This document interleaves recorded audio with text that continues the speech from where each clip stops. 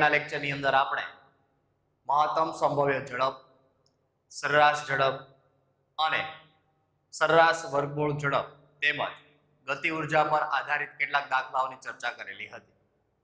આજના લેક્ચરની અંદર આપણે મેક્સવેલના અણુઓની આ જે ઝડપ છે એમને આધારિત થિયરી અને ત્યાર પછી આપણે વાસ્તવિક વાયુ અને આદર્શ વાયુ વચ્ચેનો તફાવત અને દબનીય અવયવ ઝેડ વિશેની માહિતી આજના લેક્ચરની અંદર આપણે લેવાની છે.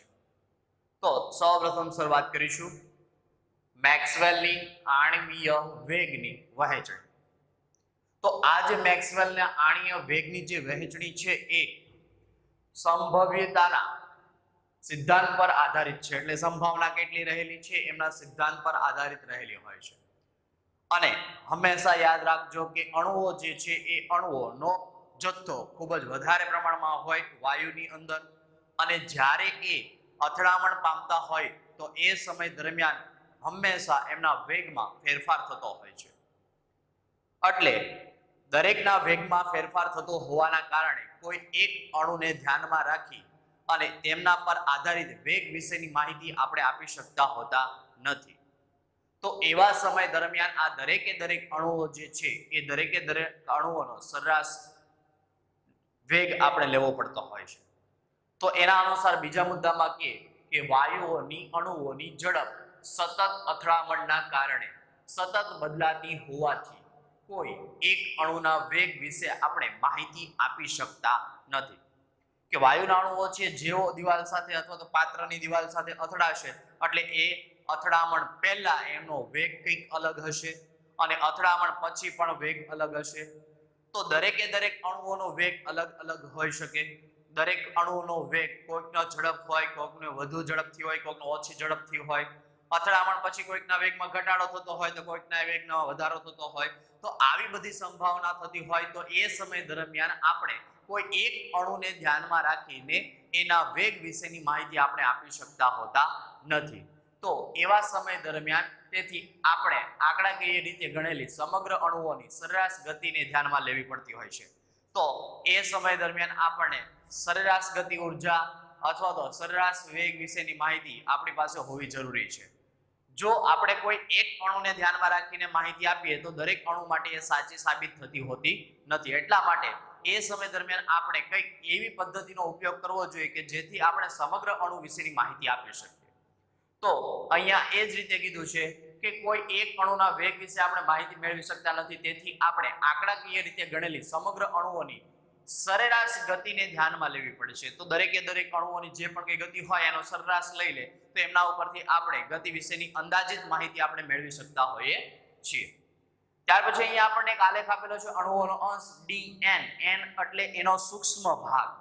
n જેટલા અણુઓ એટલે કે 6.022 જેટલા અણુઓ હોય આપણી પાસે, એમાંનો સૂક્ષ્મ અંશ એટલે dn. dn એટલે સૂક્ષ્મ અંશ ના છેદમાં કુલ અંશ n. એના ગુણ્યા 100 કરો તો ટકાવારી મળે. 100 વડે ગુણ્યા નહીં તો આપણને શું મળશે? અંશ. અને એ અંશ વિરુદ્ધ ઝડપનો આપણે જ્યારે આલેખ દોરીએ છીએ તો એ સમય દરમિયાન આ રીતેનો આપણે કંઈક વક્ર પ્રાપ્ત થતો હોય છે. તો આ વક્ર પ્રાપ્ત થાય તો એમાં એવું કહેવાય કે અહીંયા શરૂઆતમાં એમની ઝડપ અણુઓની ઓછી હશે, જ્યારે અહીંયા અણુઓની ઝડપ વધારે હશે. પણ આમ સરેરાશ જોવા જઈએ તો આ અણુઓનો અહીંયાથી લઈ લઈએ તો આ અંશનો જે ભાગ છે એ ખૂબ જ ઓછો આપણને પ્રાપ્ત થતો હોય છે. જ્યારે અહીંયા જોવા જાવ તો આ મહત્તમ આપણને પ્રાપ્ત થયો વધુમાં વધુ, તો એ વધુમાં વધુ અંશ જો તો અણુઓનો અંશ વધારે અહીંયા પ્રાપ્ત થાય છે કે જે આપણે મહત્તમ સંભવ્ય ઝડપ તરીકે એટલે કે v મોસ્ટ પ્રોબેબલ તરીકે આપણે એમને ઓળખીએ છીએ. કે અહીંયા અણુઓનો અંશ વધારે મળે છે, અહીંયા અણુઓનો અંશ આપણને ઓછો મળે છે. એટલે આનો અર્થ એવો થઈ ગયો કે ઓછી ઝડપ ધરાવતા અણુઓ અને વધુ ઝડપ ધરાવતા અણુઓનો અંશ આપણી પાસે કેવો હશે? ઓછો હશે. પણ સરેરાશ જે ઝડપ હશે એવા અણુઓનો અંશ આપણી પાસે કેવો હશે? વધારે. ફરીથી વાત કરીએ કે અહીંયા અણુઓ જે છે એની ઝડપ કેવી હોય? અહીંયાથી હું ધારો કે લઉં તો અહીંયા એની ઝડપ મળશે. તો એ અણુઓની ઝડપ જે છે એ ઓછી ઝડપ ધરાવતા અણુઓ છે. ઓછી ઝડપ ધરાવતા અણુઓનો અંશ કેટલો? તો આટલો. જ્યારે વધુ ઝડપ ધરાવતા અણુઓ તો અહીંયાથી હું ઝડપ લઉં તો વધુ ઝડપ મળશે મને, પણ એ અણુઓનો અંશ કેટલો? તો એ પણ એટલો જ. તો વધુ ઝડપ ધરાવતા અને ઓછી ઝડપ ધરાવતા અણુઓનો અંશ આપણી પાસે કેવો હશે? ખૂબ જ ઓછો હશે. પણ આ જે ઝડપ મળે છે એને અંદાજિત આ બંનેની સરેરાશ ઝડપ કહી શકો. તો સરેરાશ ઝડપ ધરાવતા અણુઓનો અંશ કેટલો? તો વધારે આપણને પ્રાપ્ત થાય છે. તો આલેખ પરથી સ્પષ્ટ થાય છે કે ખૂબ જ ઓછી, ખૂબ જ વધુ ઝડપ ધરાવતા અણુઓનો અંશ હંમેશા આપણને કેવો પ્રાપ્ત થાય છે? ઓછો. અણુઓનો મહત્તમ અંશ સામાન્ય ઝડપ ધરાવે. અણુઓનો મહત્તમ અંશ જે કેવી ઝડપ ધરાવશે?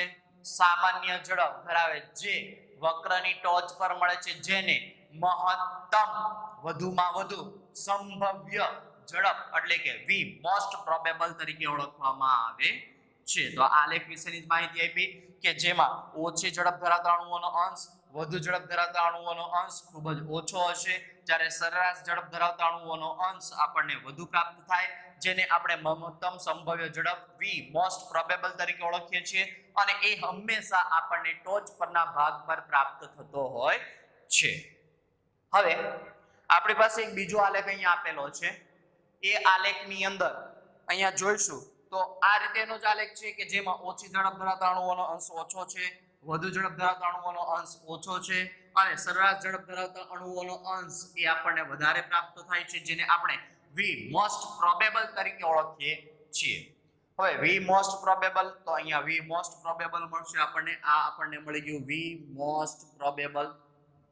અને હવે અણુઓનો અંશ જે સૌથી ઓછો છે એ અહીંયા આપણને પ્રાપ્ત થયો, તો એમને આપણે VRMS તરીકે ઓળખતા હોઈએ છીએ.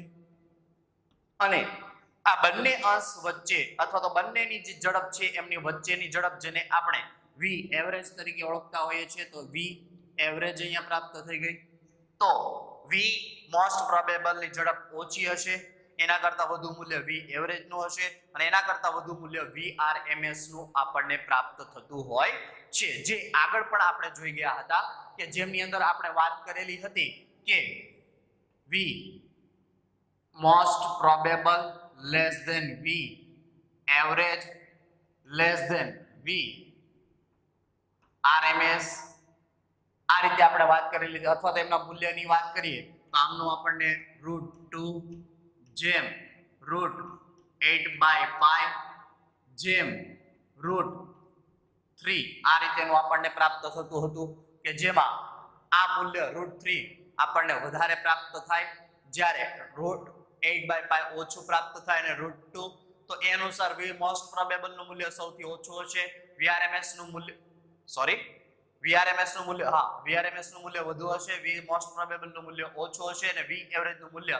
બંનેની વચ્ચેનું આપણને પ્રાપ્ત થતું હોય છે. તો આ થઈ ગઈ આપણે મેક્સવેલના આણીય વેગ વચ્ચેની વેગની વહેંચણી, કે જેમાં ટોચ ઉપરનો જે ભાગ મળે છે જેને આપણે વી મોસ્ટ પ્રોબેબલ કહીએ છીએ, અને સૌથી ઓછી ઝડપ છે એને VRMS તરીકે ઓળખશું, જેનું મૂલ્ય આપણને મિનિમમ પ્રાપ્ત થશે. VRMS મિનિમમ, વી મોસ્ટ પ્રોબેબલ તો એમનો અણુઓનો અંશ મેક્સિમમ.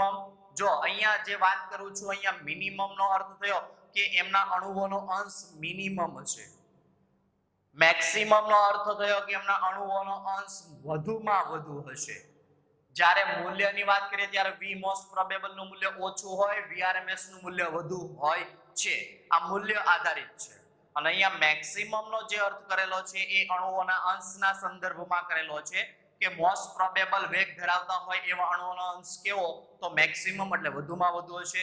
VRMS અણુ ધરાવતા અણુઓનો વેગ જે હશે એ અણુઓનો અંશ એ મિનિમમ હશે, અને આ બંનેની વચ્ચેનો અંશ આપણને મળશે વી એવરેજ.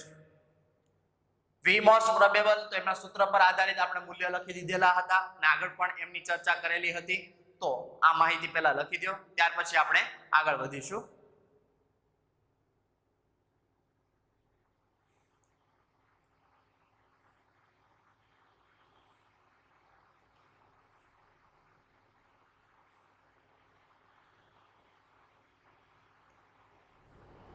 ત્યાર પછીનો ટોપિક છે વક્ર નીચે ઘેરાતું ક્ષેત્રફળ. તો હંમેશા એક વસ્તુ યાદ રાખજો કે તાપમાન જે છે એ તાપમાન અચળ હોય તો એ સમય દરમિયાન વક્ર નીચે ઘેરાતું ક્ષેત્રફળ હંમેશા અચળ રહેતું હોય છે. એટલે કે વક્ર નીચે ઘેરાતું ક્ષેત્રફળ કોઈ પણ તાપમાને હંમેશા અચળ જ રહેતું હોય છે, એમાં કોઈ પણ જાતનો ફેરફાર થતો હોતો નથી. તો અહીંયા તમને એક જ વાયુ માટે જુદા જુદા તાપમાન છે, એ જુદા જુદા તાપમાને તમને અણુઓના અંશ વિરુદ્ધ ઝડપનો આલેખ દર્શાવવામાં આવેલો છે. તો અણુઓના અંશ વિરુદ્ધ આ ઝડપનો જે આલેખ આપણને અહીંયા રજૂ કરેલો છે, તો એમાં આપણે સૌપ્રથમ વાત કરીશું કે T1 તાપમાન છે. તો એ T1 તાપમાને અહીંયા આપણને જે મહત્તમ અંશ મળશે એ મળશે VRMS, અને એ VRMS V મોસ્ટ પ્રોબેબલ મળશે આપણને, અને એ V મોસ્ટ પ્રોબેબલ ને હું 1 વડે દર્શાવું, કારણ કે તાપમાન 1 હતું તો એ સમય દરમિયાન મને અણુઓનો અંશ વધારે પ્રાપ્ત થતો હતો. T2 તાપમાન આપણને પ્રાપ્ત થયું તો એ સમય દરમિયાન જે અણુઓનો અંશ હતો અથવા તો અણુઓનો જે વેગ છે એ V મોસ્ટ પ્રોબેબલ 2 પ્રાપ્ત થયો, અને આ સમય દરમિયાન અહીંયા આપણને અણુઓનો અંશ આટલો પ્રાપ્ત થયો. T1 તાપમાને અણુઓનો અંશ અહીંયા પ્રાપ્ત થતો હતો. T3 તાપમાને વાત કરીએ તો એ સમય દરમિયાન વેગ જે છે એ V મોસ્ટ પ્રોબેબલ 3 આપણને પ્રાપ્ત થયો. તો આ રીતે આપણને પ્રાપ્ત થયું. હવે આમાં આપણે જોવા જઈએ તો V most probable 1, V most probable 2 અને V મોસ્ટ પ્રોબેબલ 3 માં કોનું મૂલ્ય વધુ હશે? તો સ્વાભાવિક છે આપણે આમના ઉપરથી કહી શકીએ કે V most probable 1 less than V most probable 2 less than V most probable 3. તો આ અણુઓના આલેખ ઉપરથી ખબર પડી કે જેમ તાપમાન વધતું જાય તેમ VRMP એટલે કે મોસ્ટ પ્રોબેબલ નું મૂલ્યમાં પણ વધારો થતો જતો હોય છે. આગળ આપણે સૂત્ર જોઈ ગયા હતા કે V most probable is equal to √2RT by m. આ સૂત્ર જોઈ ગયા હતા. તો આ સૂત્ર ઉપરથી એમ કહી શકાય કે 2 નું મૂલ્ય તો અચળ રહેવાનું, R નું મૂલ્ય પણ અચળ રહેવાનું, અને એક જ વાયુ છે પણ તાપમાન અલગ અલગ હોય તો V મોસ્ટ પ્રોબેબલ નું મૂલ્ય અલગ અલગ મળે. વાયુ એક જ પ્રકારનો હોવાથી m નું મૂલ્ય પણ અચળ રહેતું હોય છે. ફરીથી વાત કરી દઉં, V most probable is equal to √2RT by m સમીકરણ છે. 2R બંનેના કિંમત અચળ રહેશે. m તો એક જ પ્રકારનો વાયુ છે એટલે એમનો આણ્વીય દળ પણ અચળ રહેશે. એટલે આના ઉપરથી આપણે સીધું લખી શકાય V મોસ્ટ પ્રોબેબલ ચલે છે √T. તો તાપમાનમાં વધારો કરો તો મોસ્ટ પ્રોબેબલ ના મૂલ્યમાં વધારો થાય. તાપમાનમાં ઘટાડો કરો તો V મોસ્ટ પ્રોબેબલ ના મૂલ્યમાં ઘટાડો થાય. તો આના ઉપરથી એમ કહી શકાય કે V most probable 3, V most probable 2, V most probable 1, એમાં V મોસ્ટ પ્રોબેબલ 3 નું મૂલ્ય વધુ. તો V મોસ્ટ પ્રોબેબલ નું મૂલ્ય ક્યારે વધુ હોય? કે જ્યારે તાપમાન વધુ હોય તો 3 નું મૂલ્ય વધુ હશે. ઘણી વખત આમાં ફેરફાર કરીને હું આમ આપી દઉં કે અહીંયા T1 છે, T2 છે અને T3 છે, એની જગ્યાએ આપી દઉં અહીંયા T1 છે, અહીંયા T2 છે અને અહીંયા T3 છે.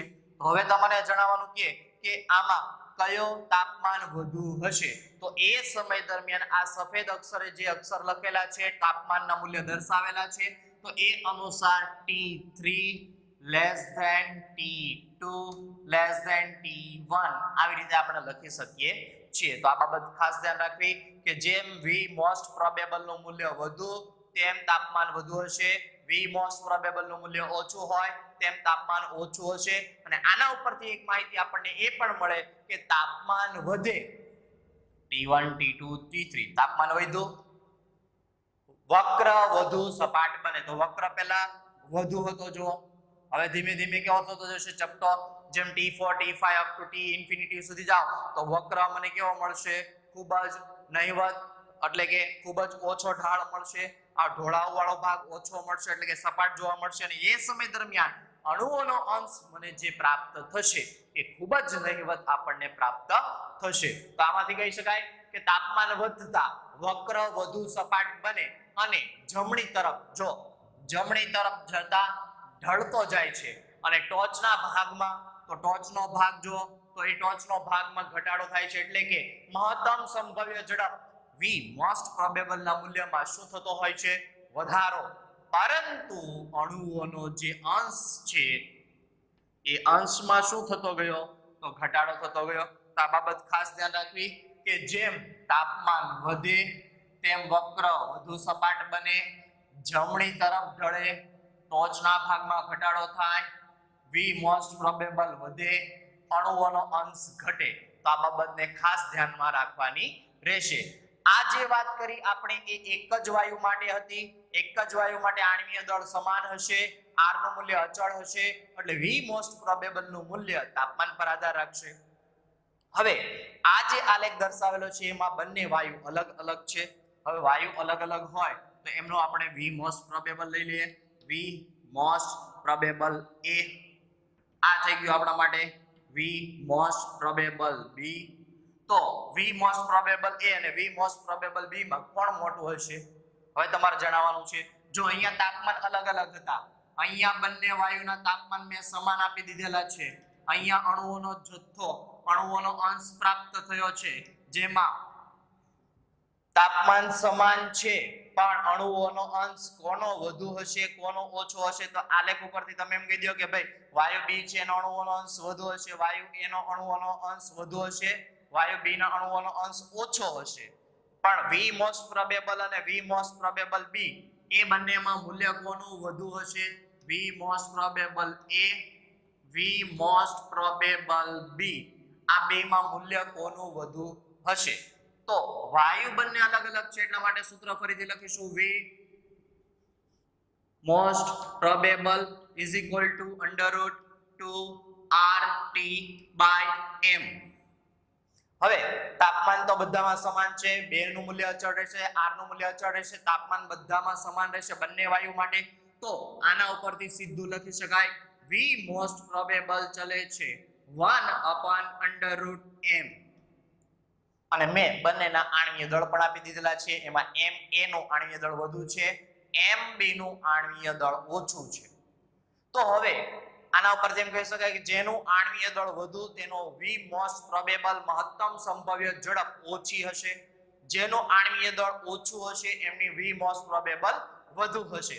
તો Ma નું આણ્વીય દળ વધુ એટલે એનો મોસ્ટ પ્રોબેબલ ઓછો, Mb નું આણ્વીય દળ ઓછું એટલે એનો વી મોસ્ટ પ્રોબેબલ વધુ. એટલે આમની અંદર આપણને પ્રાપ્ત થશે V most probable A less than V most probable B. આપણને એટલે કે વાયુ બી ના અણુઓની મહત્તમ સંભવ્ય ઝડપ વધુ હશે, વાયુ એ ના અણુઓની મહત્તમ સંભવ્ય ઝડપ ઓછી આપણને પ્રાપ્ત થતી હોય છે. તો આ બાબત ખાસ ધ્યાન રાખવી કે Ma નું મૂલ્ય વધુ છે, એમનું આણ્વીય દળ વધુ હશે તો એમની મોસ્ટ પ્રોબેબલ ઓછી આવશે, જેમનું આણ્વીય દળ ઓછું હશે એની મોસ્ટ પ્રોબેબલ આપણને વધુ પ્રાપ્ત થશે. તો આ આલેખ ઉપરથી આપણે સરળતાથી સમજી શકીએ કે અહીંયા શરૂઆતમાં ઓછી ઝડપ ધરાવતા અણુઓનો અંશ ઓછો હશે, વધુ ઝડપ ધરાવતા અણુઓનો અંશ પણ ઓછો હશે, મહત્તમ સંભવ્ય ઝડપ ધરાવતા અણુઓનો અંશ વધુ હશે.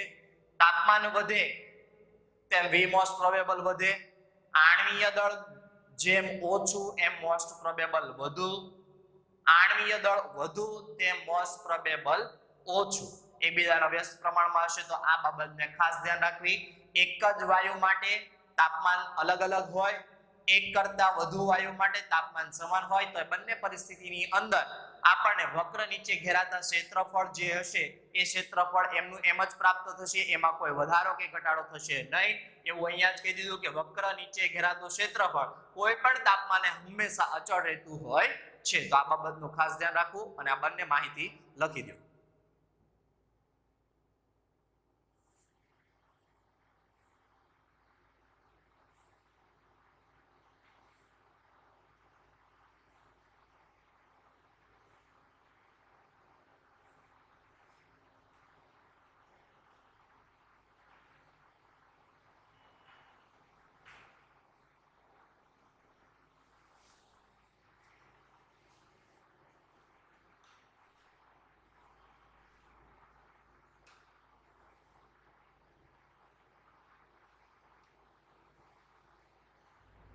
ત્યાર પછીનો ટોપિક છે આપણી પાસે આદર્શ વાયુ અને વાસ્તવિક વાયુ. આદર્શ વાયુ એટલે આઈડિયલ ગેસ અને વાસ્તવિક વાયુ એટલે રિયલ ગેસ. આ બંને વચ્ચેનો તફાવત.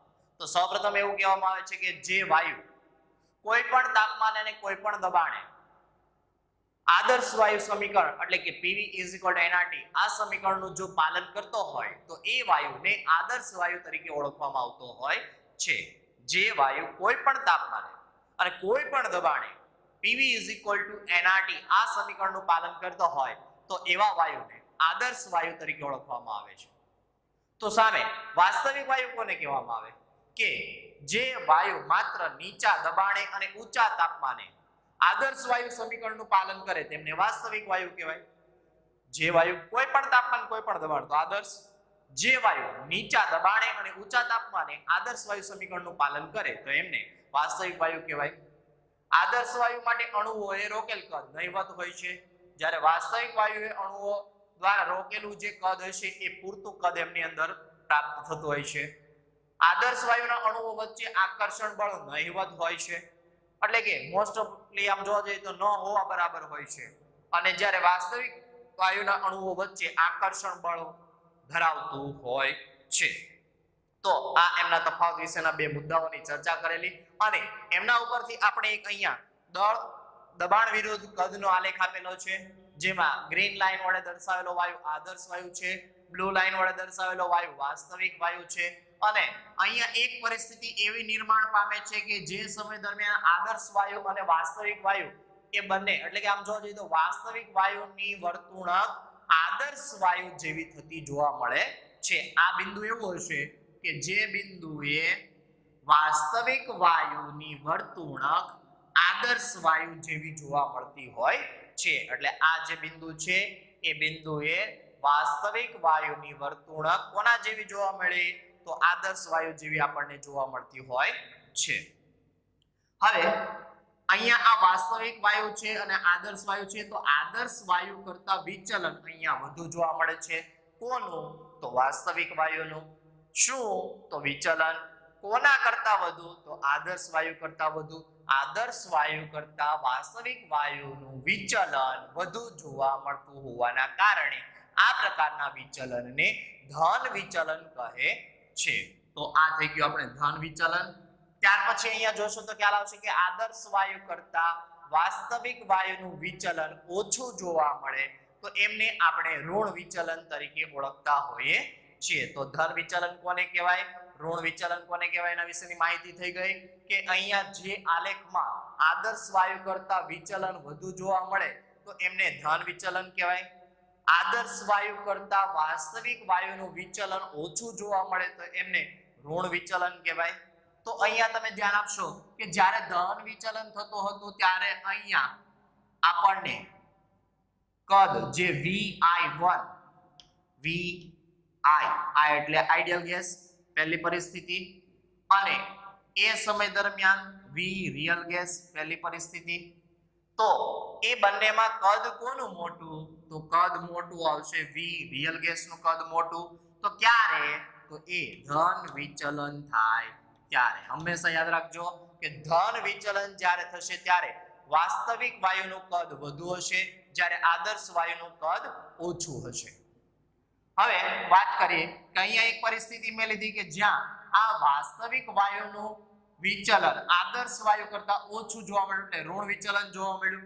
તો ઋણ વિચલન જોવા મળે એ સમય દરમિયાન VR2 અને VI2 એમાં વધુ કોણ હશે તો VI2 નું મૂલ્ય વધુ હશે.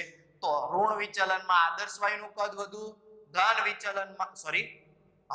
વિચલનમાં વાસ્તવિક વાયુનું કદ મોટું, ઋણ વિચલનમાં આદર્શ વાયુનું કદ વધુ મોટું જોવા મળે છે. તો આ બાબતને ખાસ ધ્યાન રાખવી.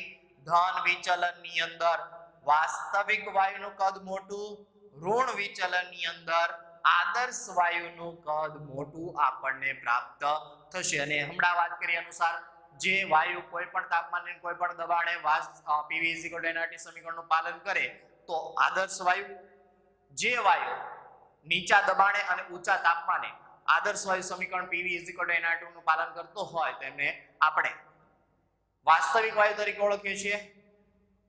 આદર્શ વાયુના અણુઓનું કદ નહીવત હોય છે, અણુ વચ્ચે આકર્ષણ બળ નહીવત હોય છે, જ્યારે અણુઓનું કદ આ વાસ્તવિક વાયુની અંદર પૂરતું હશે અને એમની વચ્ચે આકર્ષણ બળ ઉદ્ભવતું હોય છે, આકર્ષણ બળ જોવા મળતું હોય છે. ધન વિચલન થાય ત્યારે વાસ્તવિક વાયુનું કદ મોટું, ઋણ વિચલન થાય ત્યારે આદર્શ વાયુનું કદ મોટું હશે. ધન વિચલન ક્યારે થાય કે જ્યારે વાસ્તવિક વાયુનું વિચલન આદર્શ વાયુ કરતા વધુ તો ધન વિચલન, આદર્શ વાયુ કરતા વાસ્તવિક વાયુનું વિચલન ઓછું તો ઋણ વિચલન. આ બિંદુ એટલે શું કે જે બિંદુએ વાસ્તવિક વાયુની વર્તુણક આદર્શ વાયુ જેવી આપણને જોવા મળતી હોય છે. તો આ થઈ ગયો P, દબાણ વિરુદ્ધ કદનો આલેખ. લખી દો.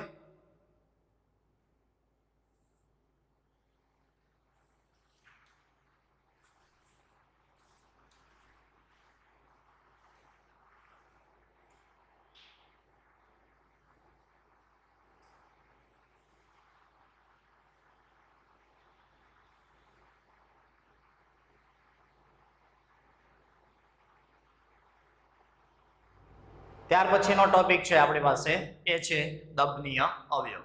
તો દબનીય અવયવ Z તરીકે આપણે ઓળખતા હોઈએ છીએ અને Z પરથી આપણે વિચલન વિશેની માહિતી પ્રાપ્ત થતી હોય છે, એટલે તે વાયુના વિચલનની માહિતી આપતું હોય છે.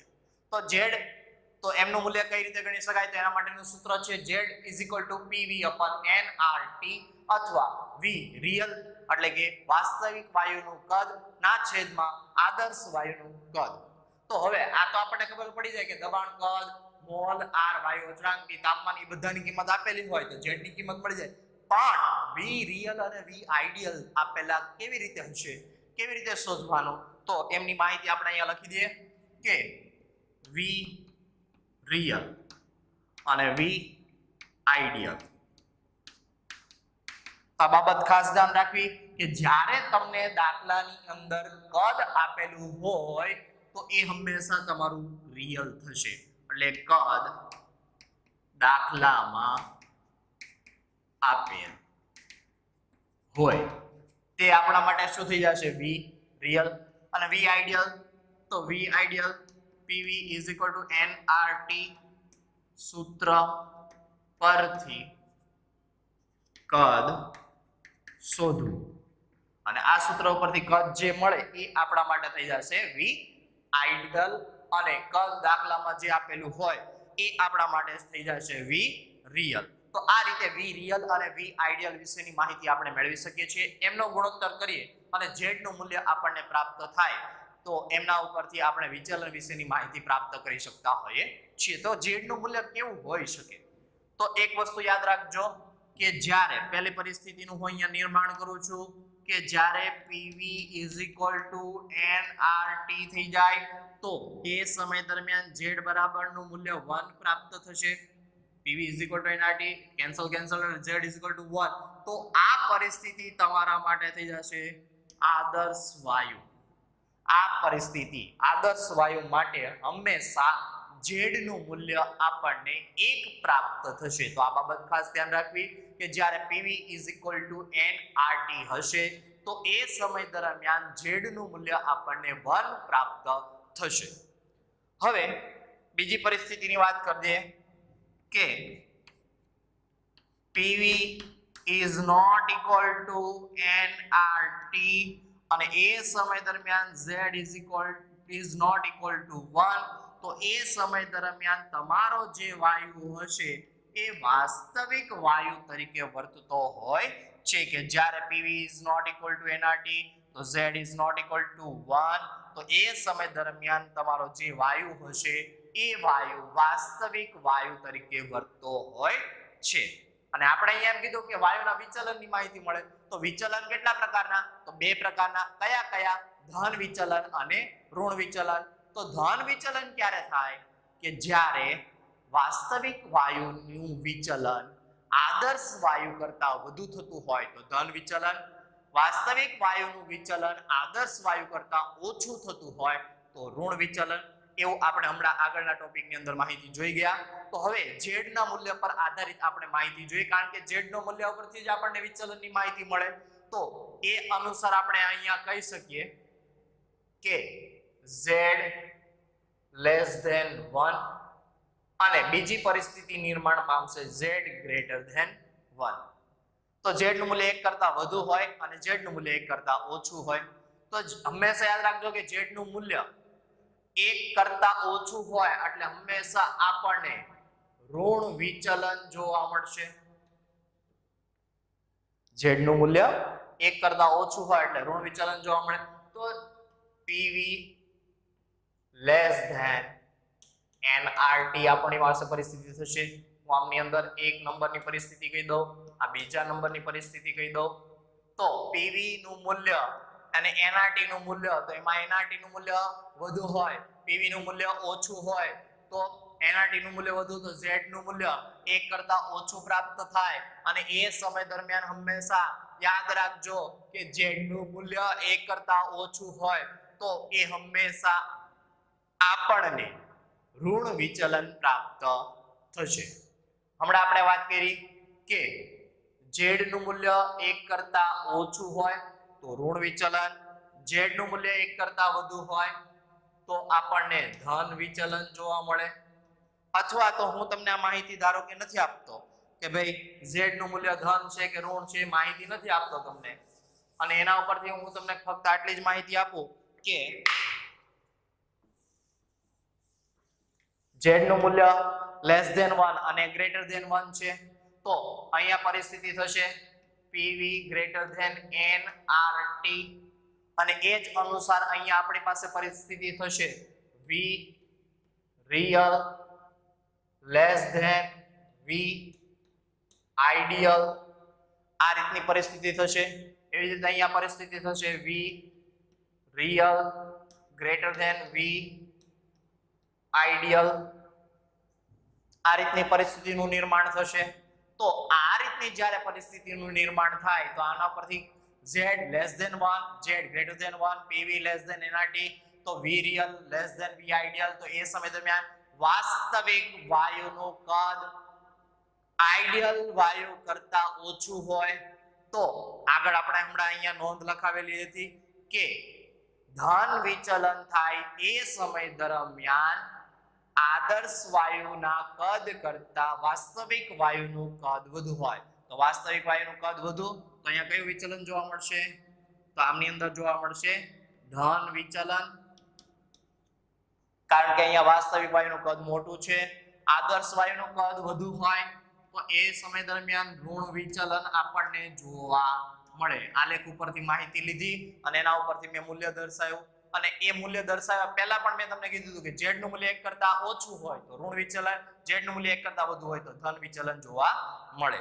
હવે આ તો થઈ ગઈ વિચલનની વાત, અને સાથે સાથે વાત કરી દો કે જ્યારે તમને ધન વિચલન જોવા મળે ત્યારે વાયુના જે પણ કઈ અણુઓ હશે એ અણુઓ વચ્ચે અપાકર્ષણ બળ આપણને જોવા મળશે.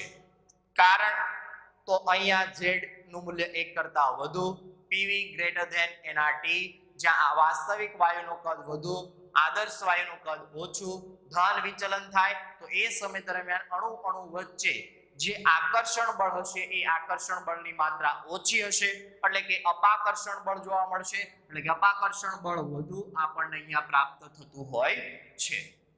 Z less than 1, PV less than NRT, V real less than V ideal, ઋણ વિચલન જોવા મળે એ સમય દરમિયાન વાયુના અણુઓ વચ્ચે આપણને આકર્ષણ બળની માત્રા વધુ જોવા મળશે.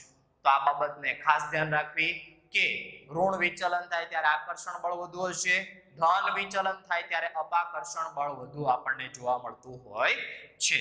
અને નોંધ જે છે એ ખાસ એક યાદ રાખજો કે વિચલન ચલે છે માનાંકમાં Z-1. Z-1 નું મૂલ્ય માનાંકમાં લેવાનું, જેમ વધુ તેમ વિચલન વધુ, Z-1 નું મૂલ્ય ઓછું એમ વિચલન ઓછું આપણને જોવા મળતું હોય છે. અને આના ઉપરથી પણ કહી દીધું કે Z નું મૂલ્ય 1 કરતા ઓછું તો આકર્ષણ બળ વધુ, Z નું મૂલ્ય 1 કરતા વધુ તો અપાકર્ષણ બળ વધુ જોવા મળે છે. તો ફરીથી વાત કરીએ, Z નું મૂલ્ય 1 થી જેમ નાનો તેમ આકર્ષણ બળ વધુ, અને Z નું મૂલ્ય 1 કરતા વધુ તેમ અપાકર્ષણ બળ વધુ. તો આ માહિતી છે એ ખાસ ધ્યાન રાખવી, અને આ માહિતી પર આધારિત આપણે દાખલા જોઈશું, અને એ દાખલા ઉપરથી આપણે નક્કી કરવાનું રહેશે કે કોનું આકર્ષણ બળ વધુ, કોનું અપાકર્ષણ બળ વધુ, અને કોણ ધન વિચલન પામે, કોણ ઋણ વિચલન પામે, કોનું વિચલન વધુ હશે, કોનું વિચલન ઓછું હશે, તો આવા દાખલાઓ ની અંદર આપણે જોવાના છે. તો આ માહિતી ખાસ ધ્યાન રાખવી. ઋણ વિચલન ક્યારે થાય, ધન વિચલન તો ક્યારે થાય, આકર્ષણ બળ વધુ ક્યારે હોય, અપાકર્ષણ બળ વધુ ક્યારે હોય, તો આ માહિતી પહેલા લખી દો.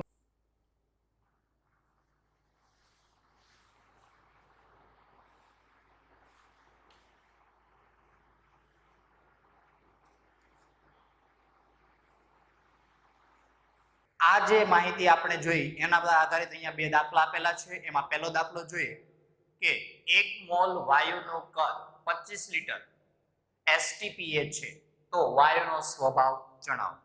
તો આપણને ખબર છે કે જો Z નું મૂલ્ય 1 હોય તો એ વાયુ આદર્શ વાયુ હશે, અને 1 કરતા વધુ હોય તો એ ધન વિચલન દર્શાવે, અને 1 કરતા ઓછો હોય તો ઋણ વિચલન દર્શાવે. અને વાયુ ધન એટલે કે Z નું મૂલ્ય ધન હોય એટલે 1 કરતા વધુ હોય કે 1 કરતા ઓછું હોય તો એ હંમેશા વાસ્તવિક વાયુ તરીકે વર્તતો હોય છે. તો આપણે આ વાયુ વાસ્તવિક છે કે આદર્શ છે એમની ચર્ચા કરવાની છે, એની સાબિતી આપવાની છે. તો આગળ આપણે જોઈ ગયા હતા કે Z નું મૂલ્ય, Z નો માટેનું સમીકરણ શું, તો Z ના બે સમીકરણ આપણે જોયા હતા.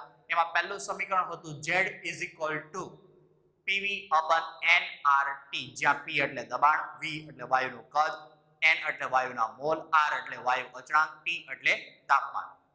ત્યાર પછી બીજું સમીકરણ હતું Z V વાસ્તવિકના છેદમાં V વાસ્તવિક એટલે કે V રિયલ ના છેદમાં V આઈડિયલ ગેસ.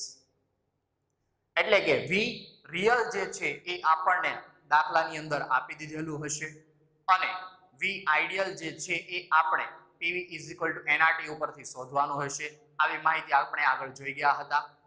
હવે આપણે અહીંયા દબાણ STP ની વાત કરેલી છે, તો આપણે અગાઉ જોઈ ગયા અનુસાર કહી શકીએ કે STP એ 1 મોલ વાયુનું કદ, તો એ આપણને હંમેશા 22.4 લીટર પ્રાપ્ત થતું હોય છે. તો અહીંયા આપણને જે કદ પ્રાપ્ત થયું V is equal to 22.4 litre, તો આ દાખલામાં આપી દીધેલું હોય, અને આ જે કદ છે એ આદર્શ વાયુ માટેનું કદ કહી શકાય, તો આ થઈ ગયું V આઈડિયલ. તો આ તો આપણે STPA આપણને ખબર છે કે STPA 1 મોલ વાયુનું કદ 22.4 લીટર થાય. STP standard temperature and pressure, આ પરિસ્થિતિને ધ્યાનમાં રાખી PV NRT સમીકરણ પરથી આપણને 1 મોલ વાયુનું કદ 22.4 લીટર પ્રાપ્ત થતું હોય છે. એટલા માટે આ V આઈડિયલ આપણા માટે થશે. દાખલાની અંદર કીધું કે 1 મોલ વાયુનું કદ 25 લીટર છે, તો દાખલાની અંદર જ્યારે કદ આપી દીધેલું હોય તો એ આપણા માટે V રિયલ થશે. એટલે V રિયલ અથવા તો V વાસ્તવિક is equal to 25 લીટર. તો હવે આપણે Z ની કિંમત શોધી નાખીએ. તો Z is equal to V real upon V ideal is equal to 25 ના છેદમાં 22.4 લીટર. એટલે આ મૂલ્ય આપણને Z નું મૂલ્ય is near equal to 1 point something કંઈક પ્રાપ્ત થશે. હવે આ 1 point કંઈક સમથિંગ આપણને પ્રાપ્ત થયો એટલે એનો અર્થ થયો કે Z નું મૂલ્ય 1 કરતા વધુ છે. એટલે આમની અંદર ધન વિચલન આપણને જોવા મળે. ધન વિચલન જોવા મળે એટલે આ વાયુના અણુઓ વચ્ચે કયું બળ ઉદ્ભવતું હશે, તો આ વાયુના અણુઓ વચ્ચે અપાકર્ષણ બળ ઉદ્ભવતું આપણને જોવા મળતું હોય છે.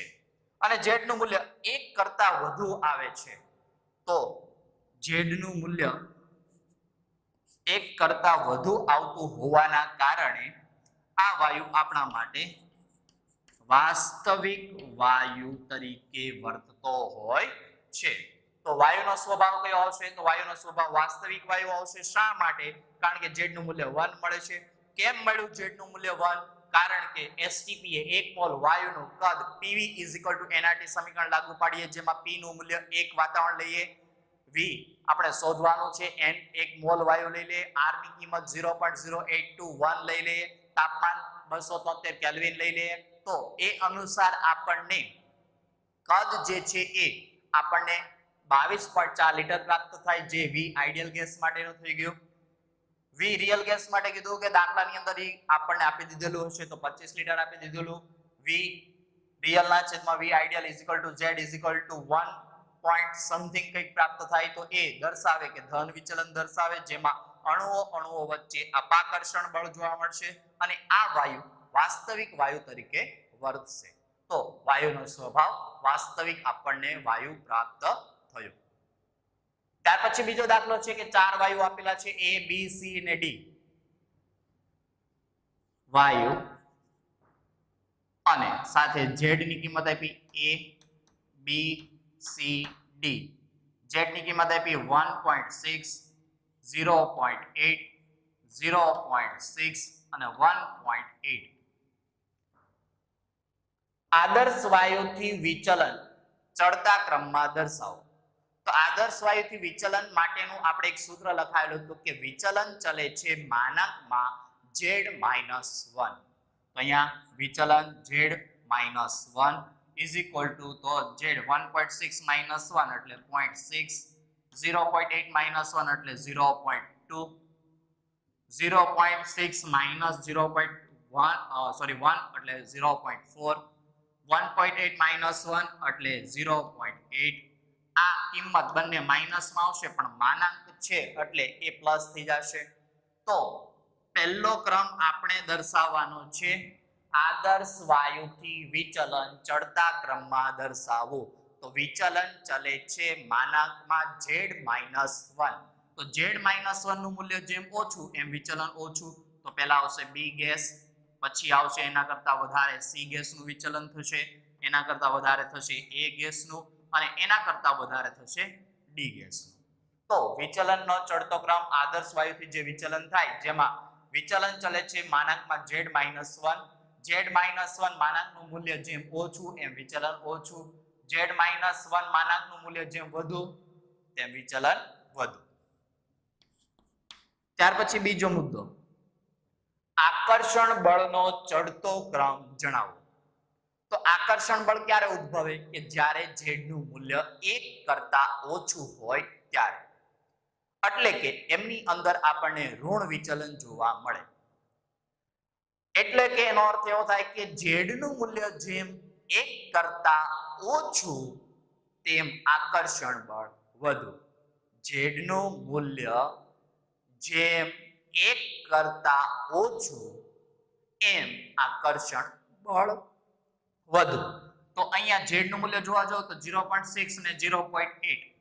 તો 0.6 સૌથી ઓછું એટલે એમનું આકર્ષણ બળ સૌથી વધારે જોવા મળશે. એના કરતા ઓછું આકર્ષણ બળ B માં જોવા મળશે. એના કરતા ઓછું આકર્ષણ બળ આપણને A માં જોવા મળશે અને એના કરતા ઓછું આકર્ષણ બળ D માં જોવા મળે. એટલે આપણને ક્રમ પ્રાપ્ત થયો આકર્ષણ બળનો ક્રમ D A B C.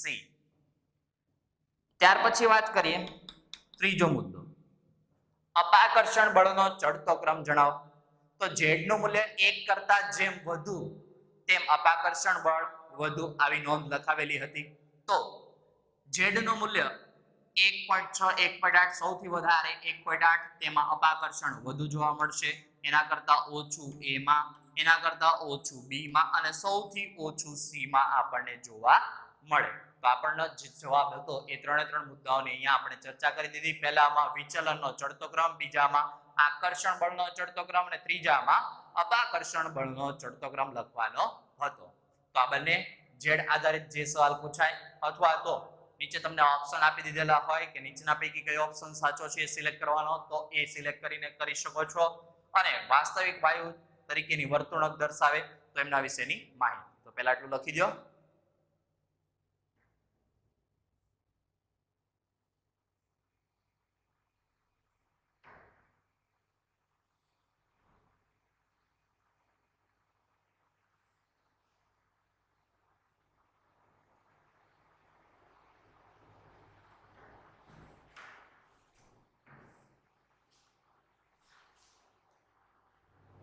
ત્યાર પછીનો મુદ્દો છે આપણી પાસે તાપમાન અને દબાણમાં જો ફેરફાર કરવામાં આવે તો ઝેડના મૂલ્યમાં શું ફેરફાર થાય એમના વિશેની માહિતી. તો હેડિંગ આપીએ, તાપમાન અને દબાણમાં ફેરફાર થતા ઝેડના મૂલ્યમાં થતો ફેરફાર. હવે આપણને ખબર છે કે વાસ્તવિક વાયુ જે છે એ વાસ્તવિક વાયુ નીચા દબાણે અને ઊંચા તાપમાને આદર્શ વાયુ તરીકે વર્તતો હોય છે. તો આ જે વાયુ છે એ વાસ્તવિક વાયુ માટે ઝેડનું મૂલ્ય આપણે 1 કરતા વધુ પણ હોઈ શકે અને 1 કરતા ઓછું પણ હોઈ શકે. તો એના ઉપરથી આપણે એમ કહી શકીએ કે કાં તો તાપમાનમાં તમે ફેરફાર કરો કાં તો દબાણમાં ફેરફાર કરો તો એમના કારણે ઝેડના મૂલ્યમાં ફેરફાર થશે અને ઝેડના મૂલ્યમાં ફેરફાર થાય તો એના આધારે કઈ કઈ પરિસ્થિતિ નિર્માણ થતી હોય, એમના આલેખ કેવા પ્રાપ્ત થતા હોય એમના વિશેની માહિતી જોઈએ. તો સૌપ્રથમ આમની અંદર કેસ 1 આપણે આપીશું. કેસો 1 કે જેમાં દબાણમાં ફેરફાર કરવામાં આવે તો ઝેડના મૂલ્યમાં શું ફેરફાર થાય એમના વિશેની માહિતી જોઈએ. તો સૌપ્રથમ વાત કરીએ તો આપણી પાસે એક આલેખ હશે.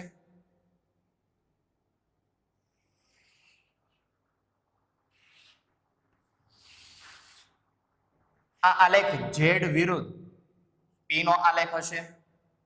હવે અહીંયા હું એમ લઈ લઉં કે આ ઝેડ નું મૂલ્ય ઇઝ ઇક્વલ ટુ 1 હશે. તો ઝેડ નું મૂલ્ય 1 હોય તો સ્વાભાવિક છે આપણને આઈડિયલ ગેસ પ્રાપ્ત થાય, એટલે કે આદર્શ વાયુ જેવી પરિસ્થિતિનું નિર્માણ થતું હોય છે.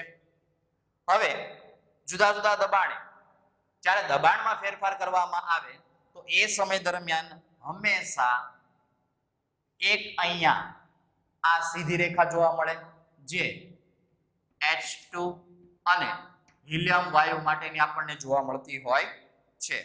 તો આ જે સીધી રેખા જોવા મળે એ H2 અને હિલિયમ વાયુ માટે આપણને જોવા મળી કે એમાં કોઈ પણ દબાણે તમે અહીંયા ધ્યાન આપશો તો અહીંયા 0 દબાણ હશે તો 0 દબાણ પણ એ હંમેશા ધન વિચલન દર્શાવે. કોઈ પણ દબાણે H2 અને હિલિયમ વાયુ માટે આપણને Z નું મૂલ્ય 1 કરતા વધુ પ્રાપ્ત થતું હોય છે. ત્યાર પછી વાત કરીએ તો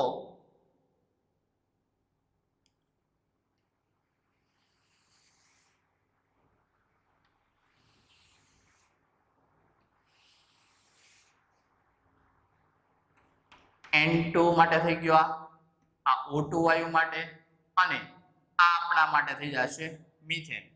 તો આપણી પાસે N2 O2 અને આ CO2 વાયુ માટેનો આલેખ થઈ ગયો.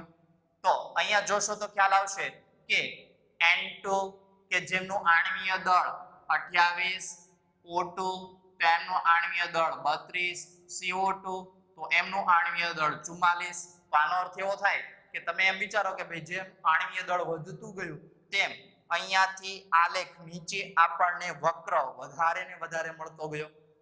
તો આ બાબતમાં તમારી માન્યતા ખોટી ઠરશે, કારણ કે એમોનિયા વાયુ જે છે એ એમોનિયા વાયુ ધન વિચલન દર્શાવતો, એટલે કે આના કરતા વિચલન વધારે દર્શાવે છે. ભલે આણ્વીય દળ ઓછું છે તેમ છતાં પણ આણ્વીય દળ ઓછું હોવા છતાં પણ એમોનિયા વાયુનું વિચલન વધુ જોવા મળે છે. એટલે કે તમે આણ્વીય દળ ઉપરથી વિચલન વધુ થશે કે ઓછું થશે એમના વિશેની ધારણા કરી શકતા હોતા નથી. તો આ બાબતનું ખાસ ધ્યાન રાખવું. અને આ જે પણ કઈ પરિસ્થિતિ છે એ હંમેશા ધ્યાન રાખજો, જુદા જુદા વાયુ માટેની પરિસ્થિતિ લાગુ પાડેલી છે કે જેમાં તાપમાન જે છે એ તાપમાન સમાન લાગુ પાડવામાં આવતું હોય છે. સમાન તાપમાને જુદા જુદા વાયુ માટે ઝેડ વિરુદ્ધ પી નો આલેખ દોરવામાં આવે ત્યારે હિલિયમ અને હાઇડ્રોજન વાયુ માટે ઝેડ નું મૂલ્ય હંમેશા ધન મળશે, એટલે કે હંમેશા એ ધન વિચલન દર્શાવશે. ધન વિચલન જોવા મળે.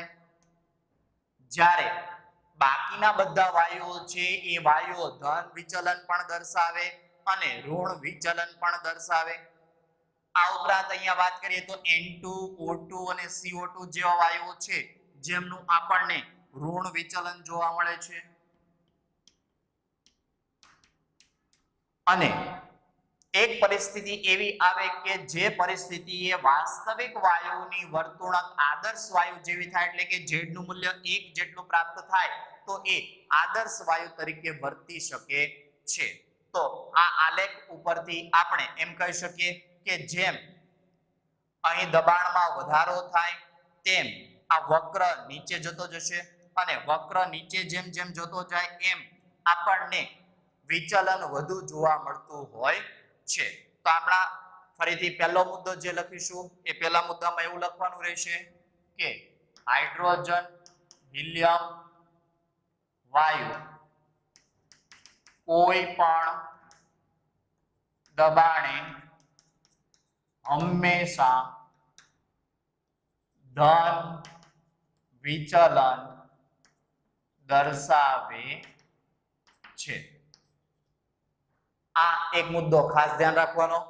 બીજા મુદ્દામાં એવું કહે છે કે એટલે કે આમાં સીધી રેખા મળશે હાઇડ્રોજન અને હિલિયમ વાયુ માટે.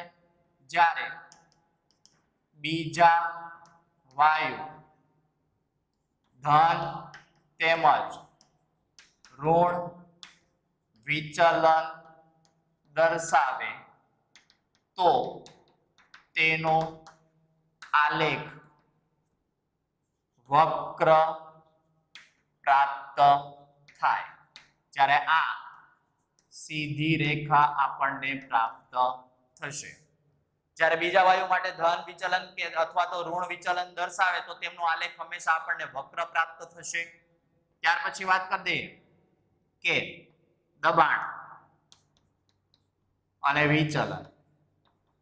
દબાણ તમે જો નીચું રાખો, નીચું દબાણ હશે તો ઋણ વિચલન જોવા મળશે, ઊંચું દબાણ હશે તો આપણને ધન વિચલન જોવા મળશે. તો આ બાબત પણ ખાસ ધ્યાન રાખવી કે જેમ દબાણ ઓછું એમ વિચલન ઋણ, દબાણ વધુ તેમ વિચલન આપણને ધન પ્રાપ્ત થતું હોય છે. ત્યાર પછીની વાત કરીએ કે વક્રનો ભાગ જેટલો નીચો, વક્રનો જેટલો ભાગ, જેમ આપણે આગળ આલેખ જોયા તો આ ભાગ જે ટોપ ઉપરનો ભાગ છે પીક ઓફ ધ કર્વ કહી શકતા હતા, તો એમ આ ડીપ ઓફ ધ કર્વ કહી શકાય. આ રીતનો જ્યારે વક્ર મળતો તો આ પીક ઓફ ધ કર્વ કહેતા હતા, તો એ રીતે આ ડીપ ઓફ ધ કર્વ કહેવાશે. તો ડીપ ઓફ ધ કર્વ જેમ વધુ, ડીપ ઓફ ધ કર્વ વધુ તેમ વિચલન વધુ જોવા મળે. ડીપ ઓફ ધ કર્વ વધુ તેમ વિચલન વધુ જોવા મળે. અને ડીપ ઓફ ધ કર્વ જેમ વધુ એમ વિચલન વધુ. કયું વિચલન વધુ? તો ઋણ વિચલન આપણને વધુ જોવા મળે. ઋણ વિચલન જેમ વધુ જોવા મળે તેમ આકર્ષણ બળની માત્રા વધુ જોવા મળે. તો આ બાબત ખાસ ધ્યાન રાખવી કે જેમ આ ડીપ વાળો ભાગ છે આ ઓછો છે, અહીંયા વધુ છે, અહીંયા એના કરતા પણ વધુ છે. ડીપ ઓફ ધ કર્વ ઊંડાણ વાળો ભાગ ઓછો તેમ વિચલન ઓછું, અહીંયા વિચલન વધુ, એના કરતા વિચલન અહીંયા વધુ. જેમ વિચલન વધુ તેમ આકર્ષણ બળની માત્રા વધુ જોવા મળે છે. તો આ બાબત ખાસ ધ્યાન રાખવી. ફરીથી વાત કરી દઈએ. આ પરિસ્થિતિ જુદા જુદા વાયુ માટે છે. દરેક માટે તાપમાન સમાન છે. Z વિરુદ્ધ P નો આલેખ દોરવામાં આવે ત્યારે હંમેશા H2 અને હિલિયમ માટે હંમેશા ધન વિચલન એટલે કે સીધી રેખા જોવા મળશે. અને બાકીના વાયુ ધન વિચલન પણ દર્શાવી શકે, ઋણ વિચલન પણ દર્શાવી શકે અને એની માટેનો આલેખ હંમેશા વક્ર પ્રાપ્ત થશે. દબાણ જેમ ઓછું, કારણ કે આપણે વાત કરીએ સમીકરણ શું? Z = PV/NRT. દબાણ ઓછું તો Z નું મૂલ્ય 1 કરતા ઓછું મળે. દબાણ વધુ તો Z નું મૂલ્ય 1 કરતા વધુ. 1 કરતા વધુ તો ધન વિચલન, 1 કરતા ઓછું તો ઋણ વિચલન. ડીપ ઓફ ધ કર્વ જેમ અહીંયા ઊંડાણ વાળો ભાગ ઓછો તેમ ઋણ વિચલન ઓછું, આકર્ષણ બળ ઓછું. ડીપ વાળો ભાગ જેમ વધુ, ઊંડાણ વાળો ભાગ જેમ વધુ, તેમ ઋણ વિચલન વધુ, આકર્ષણ બળની માત્રા વધુ જોવા મળે અણુ અણુ વચ્ચે. તો આ થઈ ગઈ. દબાણમાં તમે ફેરફાર કરો તો એના લીધે ઝેડના મૂલ્યમાં શું ફેરફાર થાય એમના વિશેની માહિતી. તો પહેલા આટલું લખી દો.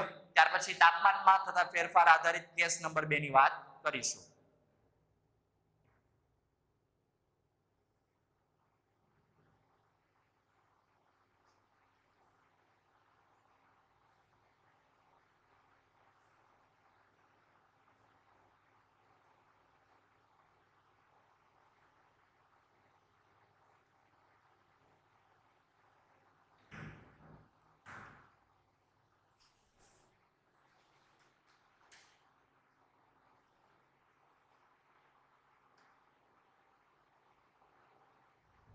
ત્યાર પછી વાત કરીશું કેસ નંબર 2 કે તાપમાનમાં થતા ફેરફારથી તાપમાન અને દબાણના ફેરફારથી. તો દબાણ વાળા ફેરફાર જોઈ ગયા. હવે કેસ નંબર 2 ની વાત કરીશું.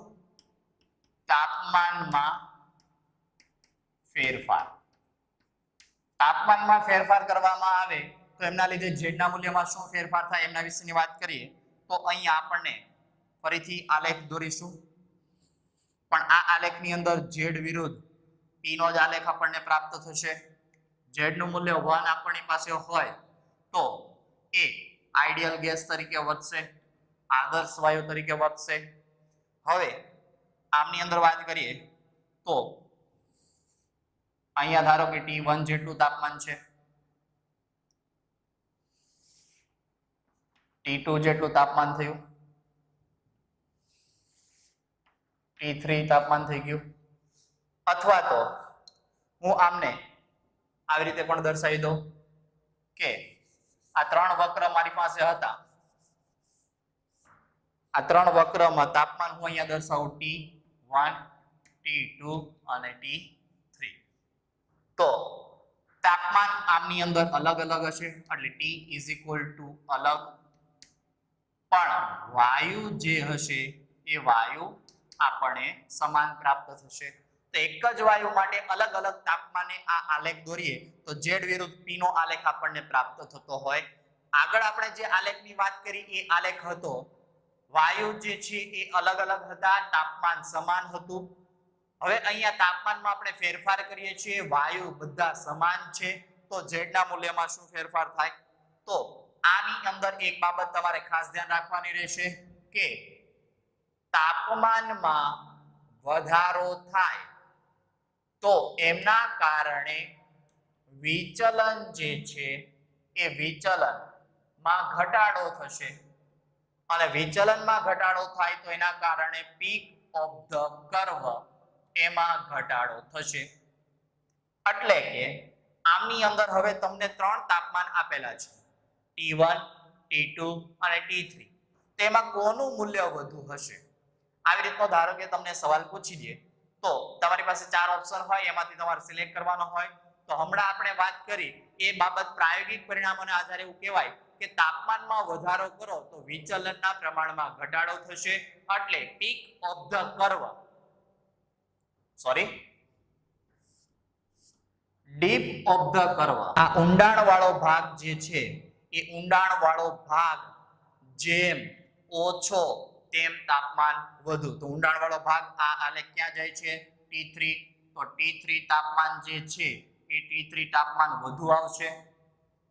એના પછી બીજો ભાગ કે જેનું તાપમાન T2 છે, અને પછી આવશે તો T1. તો અહીંયા આ બાબતનું ખાસ ધ્યાન રાખવું કે T તાપમાનમાં વધારો થાય તો વિચલનમાં ઘટાડો થશે, ડીપ ઓફ ધ કર્વ ઘટશે. આ ડીપ ઓફ ધ કર્વ કીધું.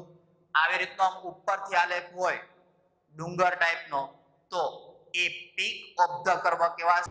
તાપમાનમાં ફેરફાર વાયુ સમાન હશે, અલગ અલગ તાપમાન હોય તો Z વિરુદ્ધ P નો આલેખ દોરવામાં આવે. તો એમાં તાપમાન T1, T2, T3 ત્રણ વક્ર આપેલા છે. તો આનો અર્થ પ્રાયોગિક પરિણામના આધારે ખબર પડી કે તાપમાનમાં વધારો કરવામાં આવે તો વિચલન ઓછું થશે. તો આમનું તાપમાન વિચલન ઓછું, આના કરતા વધારે, એના કરતા પણ વધારે. તો વિચલનની વાત કરીએ તો વિચલન સૌથી વધુ તો એમનું તાપમાન ઓછું, વિચલન આના કરતા ઓછું, એનું તાપમાન આના કરતા વધારે છે અને આના કરતા વધારે આનું હશે. તો આમના ઉપરથી આપણને ખબર પડી ગઈ કે T3 greater than T2 greater than T1. તો લખી દો. ત્યાર પછી આ વિચલન માટેનું કારણ આપણે જોવાનું છે.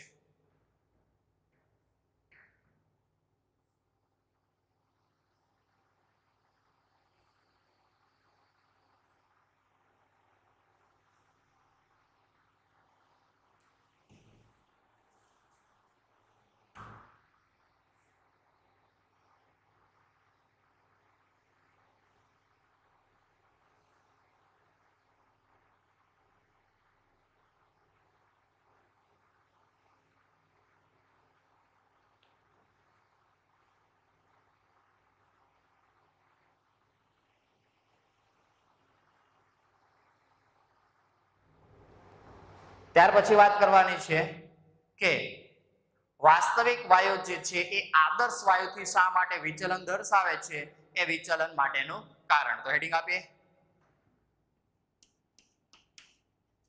આદર્શ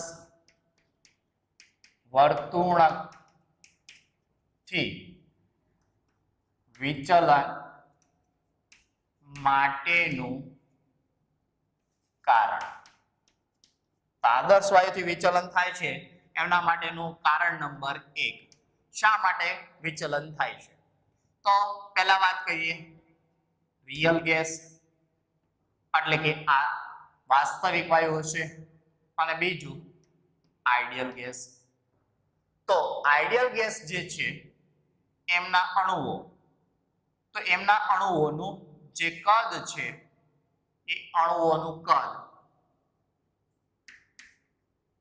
ખૂબ જ નહિવત હોય છે. અને ખૂબ જ નહિવત હોય એટલે અવગણ્ય પણ કહી શકાય. અવગણ્ય જેટલું આપણે કહી શકીએ છીએ કે આઈડિયલ ગેસ જે છે એ આઈડિયલ ગેસના અણુઓનું કદ ખૂબ જ નહિવત હશે. એટલે અહીંયા હું તમને બતાવું છું એના કરતા પણ ખૂબ જ સૂક્ષ્મ હશે. અહીંયા મેં તમને દેખાય એટલા માટે થોડું મોટું દર્શાવેલું છે, એટલે ખૂબ જ સૂક્ષ્મ હશે અને એ કદ ખૂબ જ નહિવત અવગણ્ય બરાબર આપણે કહી શકીએ છીએ. જ્યારે રિયલ ગેસની વાત કરીએ તો રિયલ ગેસના અણુઓ જે છે એ રિયલ ગેસના અણુઓનું કદ એ કદ નોંધપાત્ર હશે. નોંધપાત્ર છે એટલે એને અવગણી ન શકાય એ રીતનું હશે. એટલે કે આઈડિયલ ગેસના અણુઓનું કદ જે છે ખૂબ જ નહિવત હોય છે, અવગણ્ય બરાબર કહી શકાય, જ્યારે રિયલ ગેસના અણુઓનું કદ નોંધપાત્ર હોય છે. હવે ઉદાહરણ તરીકે હું તમને આપું તો મારી પાસે એક પાત્ર છે. આ પાત્રની અંદર હું વાયુ ભરેલો છે. આ પાત્રની અંદર જ્યારે મેં વાયુ ભરેલો છે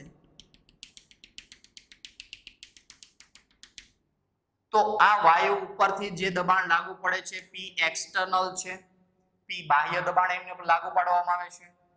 હવે જ્યારે P એક્સટર્નલ જે છે એના મૂલ્યમાં હું ખૂબ જ વધારો કરું છું, P એક્સટર્નલ ના મૂલ્યમાં હું ખૂબ જ વધારો કરું છું, ખૂબ જ વધારો કરવામાં આવે તો સ્વાભાવિક છે આપણે આગળ નિયમ જોઈ ગયા, P ચલે છે 1/V અનુસાર. ખૂબ જ દબાણમાં વધારો કરવામાં આવે તો એમના કદમાં શું થશે? તો એમના કદમાં ઘટાડો થશે. તો કદમાં જ્યારે ઘટાડો થાય છે, ઉપરથી આમના ઉપર લાગુ પાડવામાં આવેલું હતું P એક્સટર્નલ, ખૂબ જ વધારે લાગુ પાડવામાં આવેલું હતું, તેમ છતાં પણ અહીંયા આપણને વાયુ ઉદ્ભવતા એટલે કે વાયુના અણુઓ કોઈ ચોક્કસ કદ રોકતા હોય એવું જોવા મળતું હોય છે. શા માટે? તો એમાં વાત કરીએ અનુસાર કે આમનું જે કદ છે નોંધપાત્ર હશે, જ્યારે આમનું કદ ખૂબ જ નહિવત હોય એટલે અવગણ્ય બરાબર હોય, જ્યારે અહીંયા ચોક્કસ કદ આપણને જોવા મળ્યું. કારણ કે આપણી પાસે જે પણ કઈ વાયુઓ છે એ બધા વાસ્તવિક વાયુ છે. આદર્શ વાયુ સંભાવના એટલે કે આદર્શ વાયુ હોવાની સંભાવના છે જ નહીં, આદર્શ વાયુ જેવું કંઈ છે જ નહીં. કેમ કે આપણી પાસે જે પણ કઈ વાયુઓ છે બધા વાસ્તવિક વાયુ છે અને એ દરેકે દરેક વાસ્તવિક વાયુ જે છે એ ચોક્કસ કદ ધરાવતા હોય છે કારણ કે અહીંયા તમે દબાણમાં વધારો કરશો એટલે સ્વાભાવિક છે એ વાયુના અણુઓ એકબીજાની નજીક આવશે અને એ વાયુના અણુઓનું રૂપાંતરણ પ્રવાહીની અંદર આપણને થતું જોવા મળતું હોય છે તો અહીંયા વાયુના અણુઓ કંઈક ચોક્કસ કદ ધરાવતા હોય એમ કહી શકાય અહીંયા વાયુના અણુઓનું કદ એ પાત્રના કદ બરાબર હશે એટલે વાયુના અણુઓ જે છે એ પાત્રમાં સમગ્ર ફેલાઈ ગયેલા હતા એમના દબાણમાં આપણે ખૂબ જ વધારો કર્યો તો કદમાં ઘટાડો થશે તો કદ ઘટ્યું તો આટલું કદ જો હકીકતમાં આદર્શ વાયુ જો ભરી દીધો હોત તો સ્વાભાવિક છે પિસ્ટન છે એ સાવ નીચે ટચ થઈ ગયો હોત પણ અહીંયા ટચ ન થયો કારણ કે વાયુના અણુઓ કંઈક ચોક્કસ કદ ધરાવે છે જો એ હકીકતમાં આદર્શ વાયુ હોત તો એ આ પિસ્ટન જે છે નીચે દબાઈ ગયો હોત આ પિસ્ટન અને આ પાત્રની જે તળિયો છે એ બંને એકબીજા સાથે ચીપકી ગયા હોત એટલે કે એકબીજાને ટચ થઈ ગયેલા હોત પણ અહીંયા ટચ થઈ ગયેલા જોવા મળતા નથી તો એનો અર્થ એવો થાય કે વાયુના અણુઓ કંઈક ચોક્કસ કદ ધરાવતા હશે અને આ અણુઓ કદ ધરાવતા હોય તો વાયુના અણુઓ જ્યારે કુલ દબાણ આપવામાં આવે વધારે પ્રમાણમાં દબાણ આપવામાં આવે તો એ સમય દરમિયાન આપણને અહીંયા બીજું કારણ પ્રાપ્ત થાય કે વાયુના આ જે પણ કઈ અણુઓ હશે રિયલ ગેસના અણુઓ એ અણુઓ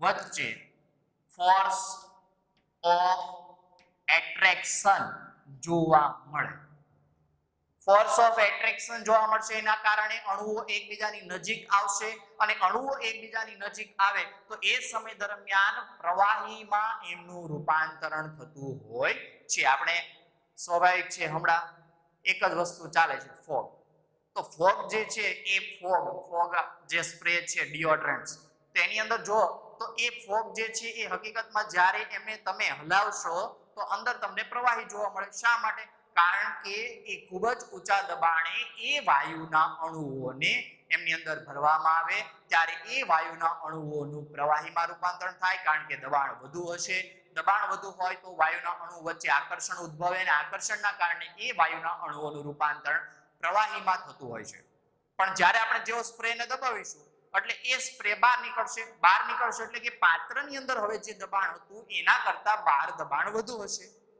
કે ઓછું હશે તો દબાણ બહાર ઓછું હશે ને દબાણ બહાર ઓછું હોય પાત્રમાં દબાણ વધુ હોય બહારનું વાતાવરણમાં દબાણ ઓછું હોય તો એ પાત્રમાંથી અણુઓ જ્યારે બહાર આવે તો આકર્ષણ બળ ઓછું લાગશે અને એના કારણે ફરીથી વાયુમાં રૂપાંતરણ પામી જતા હોય છે તો આ ફોર્સ ઓફ એટ્રેક્શન વાસ્તવિક વાયુના અણુઓ વચ્ચે જોવા મળતું હોય છે જ્યારે રિયલ ગેસના અણુઓ વચ્ચે આ પ્રકારનું ફોર્સ ઓફ એટ્રેક્શન આપણને જોવા મળતું હોતું નથી તો આ બે કારણો છે આઈડિયલ ગેસ છે એમના કદ જે છે ખૂબ જ નહિવત હશે એટલે અવગણ્ય હશે રિયલ ગેસ હશે તો એમનું કદ નોંધપાત્ર હશે પાત્રની અંદર આપણે વાયુ ભરેલો એમાં ખૂબ જ ઊંચા દબાણે આપણે પ્રેસ કરવામાં આવે છે તો એ સંપૂર્ણપણે દબાતું નથી કારણ કે વાયુના અણુઓ કોઈ ચોક્કસ કદ ધરાવે છે જે રિયલ ગેસ તરીકે વર્તે છે અને રિયલ ગેસના અણુઓ વચ્ચે ફોર્સ ઓફ એટ્રેક્શન એટલે એક પ્રકારનું આકર્ષણ પણ જોવા મળે જ્યારે ફોર્સ ઓફ એટ્રેક્શન આદર્શ વાયુના અણુ વચ્ચે જોવા મળતું હોતું નથી તો આ બે કારણો છે એ બે કારણોથી વાસ્તવિક વાયુ આદર્શ વાયુથી વિચલન દર્શાવતું હોય છે એના સાથે એક મુદ્દો પણ એડ કરી દઈએ કે વાયુનું દબાણ ખૂબ જ વધારવામાં આવે તો તેનું રૂપાંતરણ પ્રવાહીમાં થાય છે જે દર્શાવે છે કે અણુઓ વચ્ચે આકર્ષણ બળ રહેલું હોય છે કે અહીંયા જ્યારે ખૂબ જ વધારે દબાણ લાગુ પાડવામાં આવે ત્યારે વાયુના અણુઓ એકબીજાની નજીક આવશે તો આકર્ષણ બળ વધશે આકર્ષણ બળ વધવાના કારણે વાયુના અણુઓનું રૂપાંતરણ પ્રવાહીમાં થશે જે દર્શાવે છે કે વાયુના અણુઓ જે છે એમની વચ્ચે એક પ્રકારનું આકર્ષણ બળ રહેલું હોય છે, એટલે કે ફોર્સ ઓફ એટ્રેક્શન જોવા મળશે વાસ્તવિક વાયુમાં, જ્યારે ફોર્સ ઓફ એટ્રેક્શન આદર્શ વાયુની અંદર આપણને આઈડિયલ ગેસની અંદર જોવા મળશે નહીં.